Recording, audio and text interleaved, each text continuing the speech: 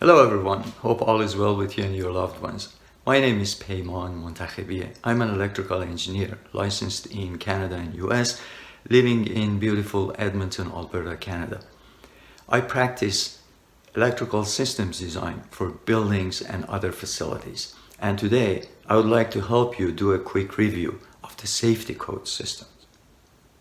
Although this presentation appears to be prepared for electrical engineers and designers practicing electrical systems design for facilities, it's equally helpful to construction managers, building owners, building managers, electricians, and other stakeholders involved in construction, operation, and maintenance of buildings and other types of facilities. We're going to discuss what the codes are, where they come from, and as we all have heard, they must be followed. But what empowers the codes to be mandatory? We'll figure this out in the next several minutes. But before getting into the details of our conversation, let me to first thank everyone for doing your part to make our journey through the COVID-19 pandemic a safer one. I'm grateful for your kindness and thoughtfulness. Why do we need to know about the code system? Well, we the professionals typically spearhead the design for our discipline, but the design itself is a collaborative process completed by a team of stakeholders. The more we feel comfortable with the safety code system, the easier it gets to develop a compliant design and to explain our design to other stakeholders and build confidence and credibility. Let's start with reviewing the code systems in Canada. Where do they come from? And why do we need to comply with them? In Canada, the Constitution gives the provinces jurisdiction over public safety matters. In light of that, the Alberta Legislative Assembly has created the Safety Codes Act. Other provinces in Canada have also developed similar legislation. What is an act? An act is a piece of law developed by a legislative body like the Canada House of Commons or the Legislative Assembly of Alberta. Law produced by such legislative body is a primary legislation and is called an act. The act itself is not the code, but it establishes a process and relationship involving specialized disciplines to develop and administer codes to maintain public safety. In Alberta, the responsibility rests with Alberta Municipal Affairs, Safety Codes Council, and compliance monitoring accredited organizations. Some acts grant powers to smaller groups to create subordinate law, which comes in the forms of regulations, orders in council, and municipal bylaws. Let's review the Safety Codes Act, see what it applies to and how it relates to codes. As the Act says, it applies to fire protection and barrier-free design, as well as the design, manufacture, construction, installation, use, operation, occupancy, and maintenance of buildings, electrical systems, elevating devices, gas systems, plumbing systems, pressure equipment, and private sewage disposal systems. So, the Safety Codes Act requires the government to create specialized safety codes. The government then creates the Safety Codes Council to complete the task. Specialized sub-councils of the Safety Codes Council develop the codes. Well, I realize that this is not an entertaining subject, but I hope that you enjoyed our conversation so far. We learned that the safety codes, including building code, fire code, electrical code, plumbing code, are parts of the regulations pursuant to the Safety Codes Act. They are not feel free to use them if you felt like it, but legally binding documents to all responsible parties listed in the Safety Codes Act. Now let's see who's responsible for upholding the code requirements. The Safety Codes Act assigns responsibility to government, owners, design professionals, manufacturers, contractors, and vendors in maintaining public safety by following the codes. The government is responsible to put in place a system of safety rules and regulations to comply with the requirements of the Act. The owner of anything, process, or activity is responsible to ensure compliance with rules and regulations. Designers, manufacturers, contractors, and vendors are also responsible for compliance. Where a variance is issued by the authorities having jurisdiction under specific terms and conditions, the responsible parties are required to ensure that such terms and conditions are met. The Act also clarifies that in general, the governments and the authorities having jurisdiction are exempt from liability. The liability remains with owners, design professionals, manufacturers, contractors, and vendors. There have been a few court rulings in the past against the exempted parties, but it has always been for exceptional reasons. This slide summarizes what we learned about responsibility and responsible parties. Now let's review what the Act says in case of violation. Here are articles from the Act. As the slide explains, there are serious consequences to violating the Safety Codes Act, including regulations pursuant thereto, also known as codes. The consequences could include both fines and imprisonment. Now that we learned about where the codes come from and what empowers them, let's finish our conversation with reviewing which codes are of primary importance to electrical design professionals practicing building systems design. In my experience, primary codes we need to be familiar with are the Building Code, Fire Code, Electrical Code, and National Energy Code for buildings. Each of these codes references standards that we also need to be familiar with. In the following slides, we'll see what every one of these codes covers. National Building Code Alberta Edition, also known as the Alberta Building Code or ABC, describes the requirements that enable a building to meet the 5 objectives of the code. The ABC permits the use of its prescribed solutions as described in the code or alternative measures that provide the same or better performance relative to each objective listed for each article in the code. The onus is on the designer to demonstrate to and convince the authorities having jurisdiction that the suggested alternative solution will do so, and obtain written permission for their solution from the AHA. There is a lot in the building code that is specific to electrical engineering requirements of buildings.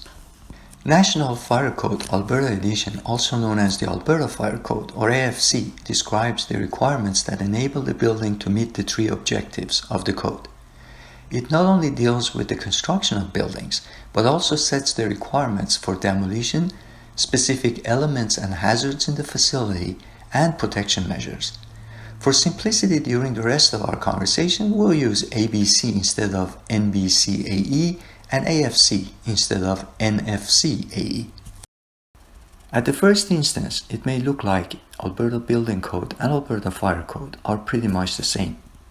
Let's see what the difference is and how these 2 documents relate to each other. This explanation is included in both ABC and AFC. The Building Code covers the safety and protection features that are required to be incorporated in a building or facility at the time of its original construction. It typically no longer applies once a building is occupied unless the building is undergoing alteration or change of use or being demolished. The Fire Code, on the other hand, covers provisions for ongoing maintenance and use of the fire safety and protection features incorporated in buildings, the activities that may create fire hazards, limitations on hazardous contents in and around buildings, and the fire safety plans and considerations at construction and demolition sites. Both Alberta Building and Fire Codes make reference to applicable standards developed by other organizations such as Canadian Standards Association, CSA, and Underwriters Laboratories of Canada, ULC, where such standards sufficiently address their safety concerns. Such reference standards are reviewed prior to adoption to ensure their content is compatible with the code. Referencing them in the Alberta Building and Fire Codes generally has the effect of making the provisions of that document part of the code.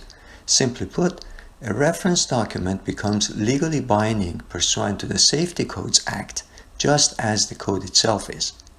The documents referenced in the ABC and AFC shall be the additions listed in the code.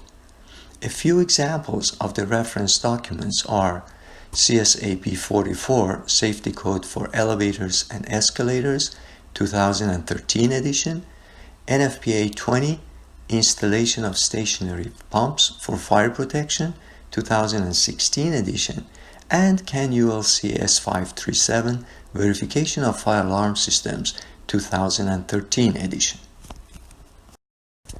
Another point that the engineers and designers must pay attention to is that where they contemplate using alternative solution instead of what is stated as prescribed solution or acceptable solution in the building code, the onus is on them to convincingly demonstrate to the authorities having jurisdiction that their alternative solution will achieve at least the minimum level of performance required in the areas defined by the objectives and functional statements attributed to the prescribed solution and obtain the AHJ's approval in writing.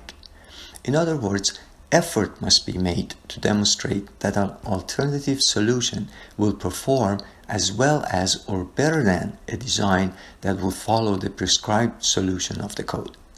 The key point that I would like to reiterate is that it is not sufficient for the alternative solution to appear well enough in general perspective, but it has to meet the objectives and functional statements as well as or better than the prescribed solution does.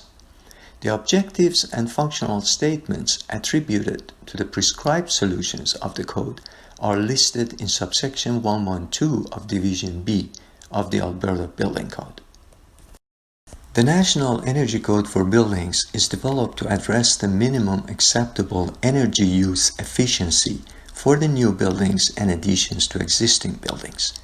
Alberta adopted NECB 2017 effective April 1, 2019, with a transition period of 6 months.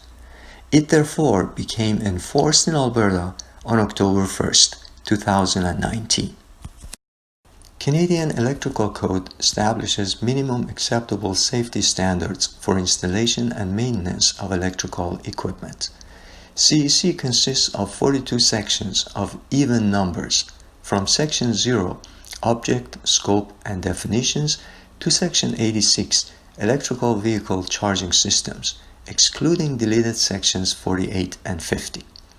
Electrical Code also contains tables, diagrams, explanatory notes, and appendices A to M. Section 48 of the CEC was used to explain the rules regarding motion picture studios, projection rooms, film exchanges including film vaults, and storehouses for pyroxylene plastic and nitrocellulose, X-ray, and photographic film. In 2012 edition of the code, this section was deleted due to the prevailing dominance of the digital technology. Section 50, Solar Photovoltaic Systems, was deleted as a separate section of the code in 2012 edition and was consolidated into Section 64, Renewable Energy Systems. Electrical engineers and designers practicing building systems design in Alberta and similarly in the other provinces in general must be as a minimum knowledgeable of the Alberta Building Code, Alberta Fire Code, National Energy Code for Buildings, Canadian Electrical Code, and the standards referenced in each of these codes. The codes are components of the regulations pursuant to the Safety Codes Act of Alberta and therefore enforced by the legislation.